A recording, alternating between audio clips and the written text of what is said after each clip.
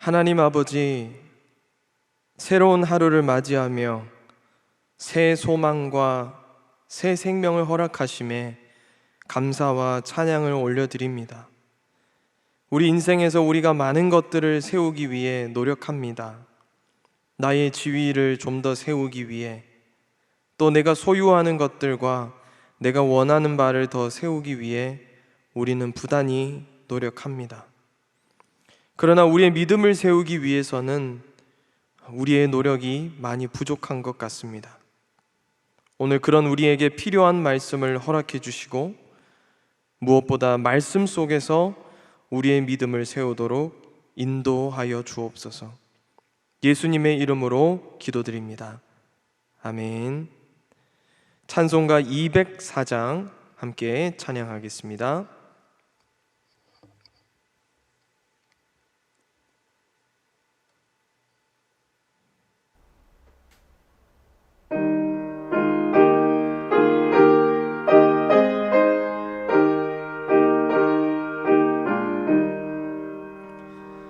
주의 말씀 듣고서 준행하는 자는 반석 위에 터닫고 집을 지음 같아. 비가 오고 물나며 바람 부딪혀도 반석 위에 세운 집 무너지지 않네. 잘 짓고 잘 짓세, 우리 집 잘 짓세. 만세 반석 위에다 우리 집 잘 짓세. 주의 말씀 듣고도 행치 않는 자는 모래 위에 터닫고 집을 지음 같아. 비가 오고 물나며 바람 부딪힐 때 모래 위에 세운 집 크게 무너지네. 잘 짓고 잘 짓세, 우리 집 잘 짓세. 만세 반석 위에다 우리 집 잘 짓세.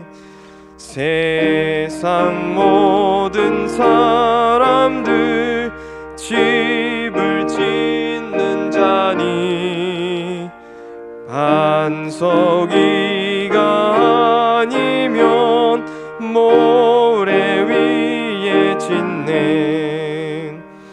우리 구주 오셔서 지은 상을 줄 때 세운 공로 따라서 영영 상벌 주리.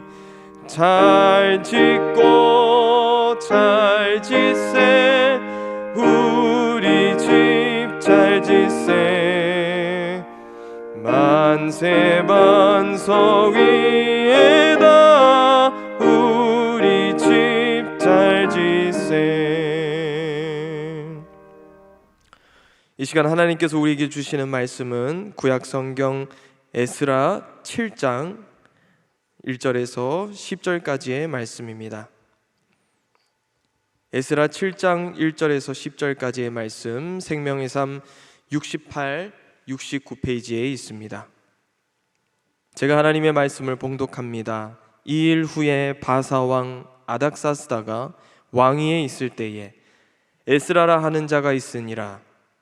그는 스라야의 아들이요 아사라의 손자요 힐기야의 증손이요 살룸의 현손이요 사독의 5대 손이요 아이두베의 6대 손이요 아마랴의 7대 손이요 아사랴의 8대 손이요 무라요스의 9대 손이요 스라히야의 10대 손이요 우시엘의 11대 손이요 붓기의 12대 손이요 아비수아의 13대 손이요 비느하스의 14대 손이요 엘르아살의 15대 손이요 대제사장 아론의 16대 손이라. 이 에스라가 바벨론에서 올라왔으니 그는 이스라엘의 하나님 여호와께서 주신 모세의 율법에 익숙한 학자로서 그의 하나님 여호와의 도우심을 입음으로 왕에게 구하는 것은 다 받는 자이더니 아닥사스다 왕 제7년에 이스라엘 자손과 제사장들과 레위 사람들과 노래하는 자들과 문지기들과 느디님 사람들 중에 몇 사람이 예루살렘으로 올라올 때에 이 에스라가 올라왔으니 왕의 제7년 5째 달이라. 첫째 달 초하루에 바벨론에서 길을 떠났고 하나님의 선한 손에 도우심을 입어 5째 달 초하루에 예루살렘에 이르니라. 에스라가 여호와의 율법을 연구하여 준행하며 율례와 규례를 이스라엘에게 가르치기로 결심하였었더라. 이 말씀은 살아계신 하나님의 말씀입니다. 여러분, 이스라엘이라는 나라의 근현대 역사를 살펴보게 되면 이 이스라엘이라는 나라는 벌써 없어져야 마땅한 그런 역사의 흔적들을 가지고 있습니다. 심지어 나치의 그 히틀러가 홀로코스트로 600만 명의 이 유대인들의 목숨을 앗아갔지 않습니까? 당시 유대인들의 전 세계 인구가 1600만 명이었는데 거의 민족의 3분의 1이 가스실에서 죽어 나갔던 것입니다. 엄청난 대학살이 자행되었던 것이죠. 그러니까 민족 자체가 유지되기가 어려울 정도로 이 유대인들에게는 큰 충격이 있었던 것입니다. 그런데 이보다 더 큰 충격이 무엇이었냐면 이 유대인들이 믿었던 하나님, 도대체 600만 명이라는 대학살이 자행되고 있을 때 우리 민족의 하나님은 어디에 있느냐? 너희 유대인들의 민족의 하나님은 지금 무엇을 하고 있느냐? 이 전 세계가 기독교를 향해서 또 유대인들이 믿는 하나님을 향해서 비판을 했었습니다. 여러분, 이 정도쯤 되었으면 이 민족이 뿔뿔이 흩어지는 건 당연하고요, 자신들이 가지고 있던 신앙마저도 충분히 버릴 수 있는 것이 바로 이런 시대적인 상황이었다는 것입니다. 그런데 막상 뚜껑을 열어보면 어떻습니까? 여러분, 600만 명입니다. 내 옆에 있는 나의 가족, 내 친구들이 인간 이하의 취급을 받으면서 죽어나가는 그 모습을 봤다는 것이죠. 그런데 그 죽어나가는 모습을 봤으면서도 이 유대인들의 민족 안에, 유대 민족 안에 그 여호와를 향한 신앙, 여호와 하나님을 향한 믿음은 조금도 흔들림 없이 아주 굳건하게 자리를 잡고 있었다는 것입니다. 하나님의 선하심을 이 유대 민족들은 절대로 의심하지 않았다는 것이죠. 여러분, 이게 지금 이 유대인들의 모습이 우리가 지금껏 성경 속에서 만나고 또 보았던 유대인들의 모습이 맞습니까? 사실 아닙니다. 우리가 구약 성경 또 신약으로 넘어가서도 마찬가지로 계속 성경 속에서 마주하는 유대 민족의 모습은 사실 하나님의 말씀을 죽어도 잘 듣지 않으려고 했던 사람들이었습니다. 하나님은 이스라엘 백성들에게 끊임없는 기대를 하지만 이스라엘 백성들은 하나님이 원하시는 방향으로는 추워도 움직이지 않았던 사람들이었다는 것이죠. 하나님 앞에 있다가도 또 죄악의 길로 가버리고, 하나님 그 죄악의 길에서 백성들을 돌이키시기 위해 징계를 주시고, 그 징계가 허락됐을 때 그제서야 이 이스라엘 백성들은 하나님께 울부짖지만 다시 하나님 앞에서 또 등을 돌리는 이런 반복된 일이 이스라엘 역사의 대부분이었습니다. 그런데 그때의 이 이스라엘의 민족이 600만 홀로코스트 사건을 겪으면서도 여호와 신앙을 저버리지 않을 만큼 그런 강력한 믿음을 가지는 민족이 되는 전환점이 바로 오늘 우리가 읽은 이 본문에 나오는 이 사건입니다. 구약 성경에서 마주하는 유대 민족과 오늘날 전 세계에서 경험하는 이 유대 민족은 전혀 다른 민족이 되어 있더라는 것입니다. 성도 여러분, 무엇이 이런 전환을 가능하게 했을까요? 오늘 본문에 나오는 말씀을 보게 되면 한 나라가 다시 서게 되고 한 민족 공동체가 다시 서게 되는데 대단히 중요한 통찰이 있다는 것을 우리는 오늘 본문 속에서 발견할 수 있습니다. 이제 드디어 이 성전 건축이 완공되었습니다. 학개와 스가랴 같은 뛰어난 리더십들과 또 백성들의 그런 협조가 함께 빚어낸 그런 작품이라고 우리가 얘기할 수 있을 것입니다. 여기서 이제 중요한 것이 민족 공동체를 응집시켜 줄 수 있는 그런 상징적인 공간은 만들어졌습니다. 성전이 다시 건축되면서요. 그런데 그 성전에서 무엇을 하며 또 어떤 마음으로 백성들이 다시 그 성전에 모여야 하는지 이것을 말해줄 수 있는 리더가 필요했다는 것입니다. 그래서 하나님께서 준비를 시키신 새 리더가 있었습니다. 바로 에스라입니다. 에스라가 오늘 이 본문에 등장하게 됩니다. 1절 말씀을 제가 다시 한번 읽겠습니다. 이 일 후에 바사왕 아닥사스다가 왕위에 있을 때에 에스라라 하는 자가 있으니라. 그는 스라야의 아들이요 아사랴의 손자요 힐기야의 증손이요. 여러분, 이 에스라는 사실 이방 왕의 신하였지만 하나님은 이 에스라를 민족의 새로운 리더로 세우신 것입니다. 여기서 우리가 질문을 해볼 수가 있을 것입니다. 왜 에스라일까? 많고 많은 사람들 중에 왜 에스라를 새로운 리더로 하나님은 준비시켰을까? 오늘 본문은 에스라를 소개하면서 이 에스라의 족보를 아주 상세히 열거하고 있습니다. 이 에스라가 누구의 아들이며 누구의 손자며 누구의 몇 대의 손인지를 아주 상세하게 설명을 합니다. 그 설명은 결국 우리가 잘 알고 있는 대제사장 아론까지 거슬러 올라가게 합니다. 도대체 이 에스라의 족보가 우리에게 시사하는 바는 무엇일까요? 바로 이스라엘의 민족의 역사는 끝나지 않았다는 것입니다. 이스라엘의 민족의 역사는 중단되지 않았고 끊겨지지 않았다는 것이죠.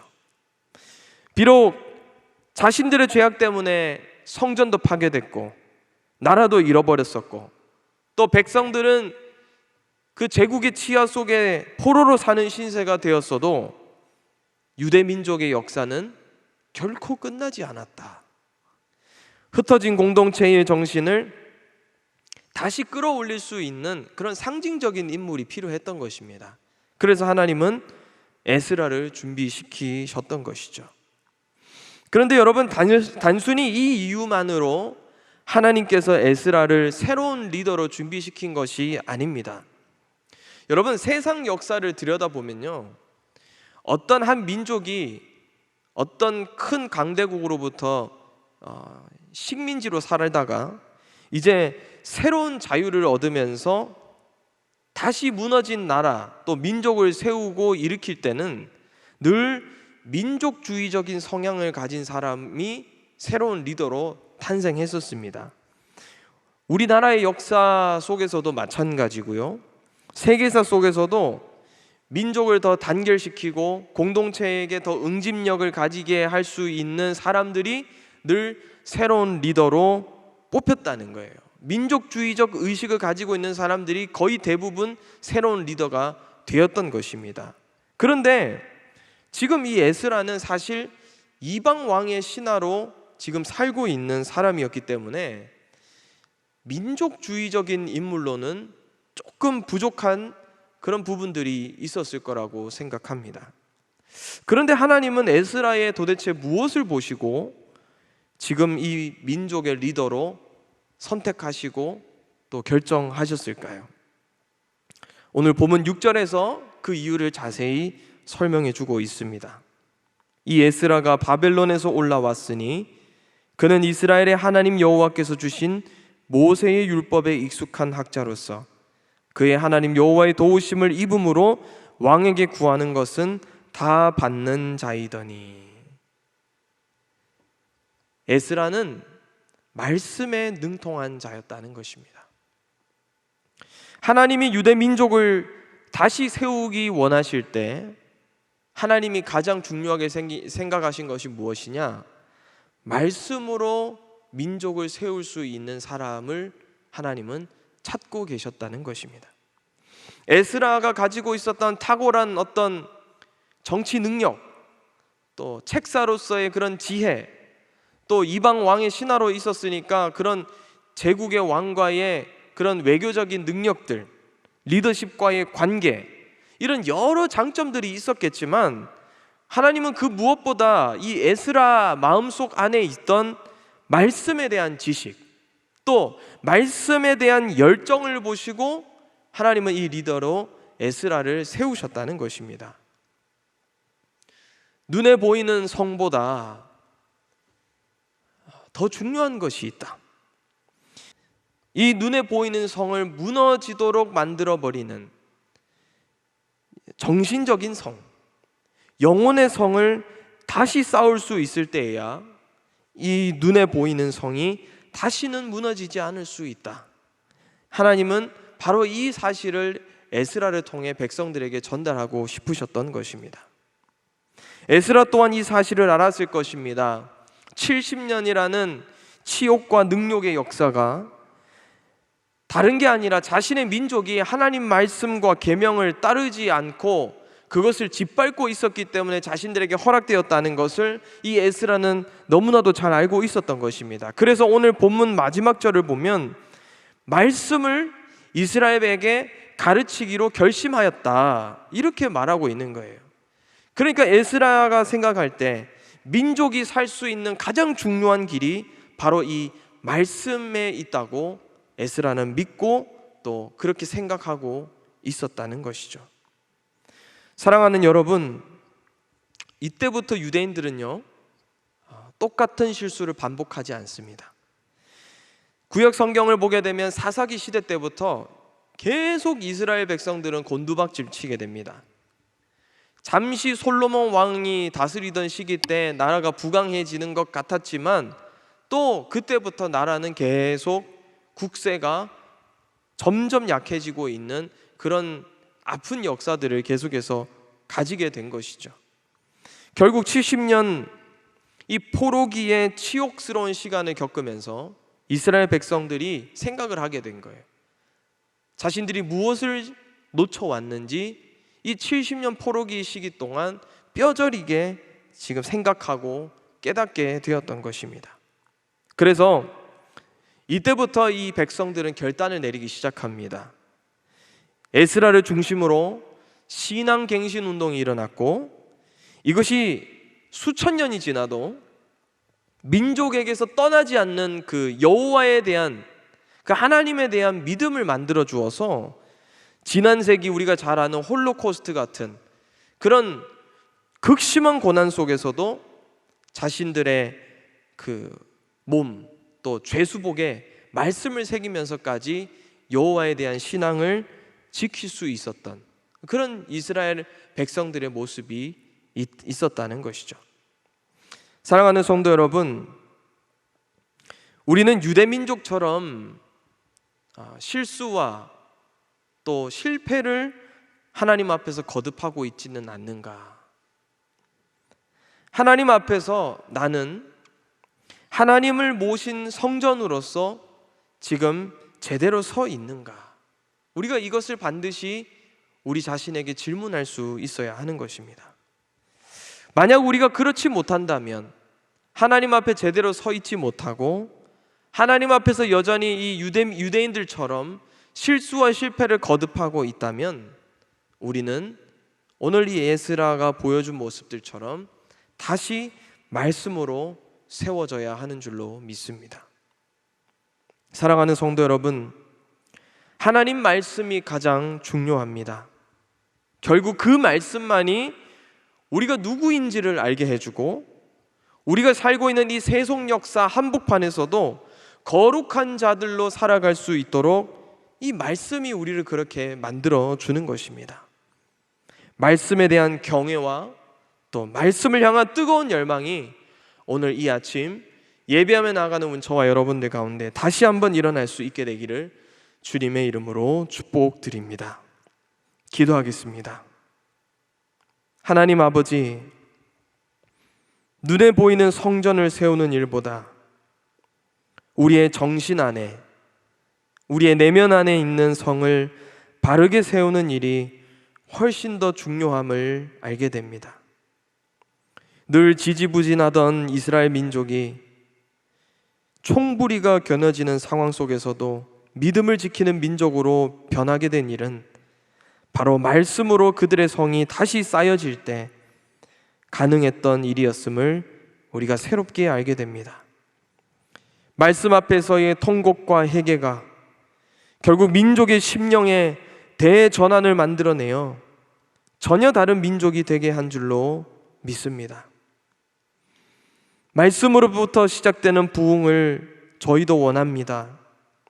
돈으로, 사람의 힘으로, 인간의 방법으로 만들어지는 부흥이 아니라 살아계신 하나님의 입술로부터 나오는 말씀이 우리의 유일한 방법이 되어서 그 속에서 정체성을 찾고 말씀의 민족, 말씀의 백성들로 새롭게 세워지는 은혜를 우리 가운데 더하여 주시옵소서. 제1공동체가 구원의 방주 역할을 잘 감당하기 위해 기도로 함께 하시는 원로 목사님 붙들어 주시고, 담임 목사님 강건함으로 충만케 하셔서 안산제일공동체 말씀으로 든든히 세워가게 인도하여 주옵소서. 하나님의 영으로 충만케 하셔서 교단 총회를 섬기는데 부족함이 없게 하시고 이웃의 아픔과 도시의 필요에 민감히 반응하시도록 긍휼함과 분별력을 더하여 주시옵소서. 특별히 교회가 준비하는 60주년 기념 사업을 기억해 주시고 그 사업을 준비하며 추진하는 모든 관계자들 가운데 함께하여 주시며 그 일들을 통해 개인과 도시가 살아나는 놀라운 은혜를 하나님 더하여 주옵소서. 60주년 기념 사역 가운데 특별히 항존직 선거를 통해 주께서 새로운 일꾼들을 뽑으실 때 그 일꾼들을 통하여 하나님 영광 받으시고 우리 교회 공동체에는 더 아름다운 덕을 세워가는 자들로 하나님 사용하여 주옵소서. 주님께 받은 사랑을 감사하여 감격하는 마음으로 오늘도 온라인으로 현장으로 예물 드린 손길이 있습니다. 기억하여 주시고 그들의 기도 제목들 위해 응답으로 함께 해주시며 또 모든 인생들 위해 필요를 채우시는 공급의 하나님을 경험하도록 하나님 역사하여 주옵소서. 오늘 하루 우리 모든 성도들에게 성령 충만함으로 함께 해주셔서 죄악을 이기고 경건함과 성결함으로 주님의 신부된 믿음 잘 지켜나가도록 하나님 인도하여 주시옵소서. 함께 하실 주님을 찬양하며 예수님의 이름으로 기도드립니다. 아멘. 하늘에 계신 우리 아버지, 아버지의 이름을 거룩하게 하시며 아버지의 나라가 오게 하시며 아버지의 뜻이 하늘에서와 같이 땅에서도 이루어지게 하소서. 오늘 우리에게 일용할 양식을 주시고 우리가 우리에게 잘못한 사람을 용서하여 준 것 같이 우리 죄를 용서하여 주시고 우리를 시험에 빠지지 않게 하시고 악에서 구하소서. 나라와 권능과 영광이 영원히 아버지의 것입니다. 아멘. 이 시간 계속해서 기도하실 때 나라와 민족을 위해서 기도해 주시고 우리 교회를 위해서 특별히 코로나의 종식과 오늘 우리에게 주신 말씀을 놓고 계속해서 함께 기도의 자리로 나아가겠습니다.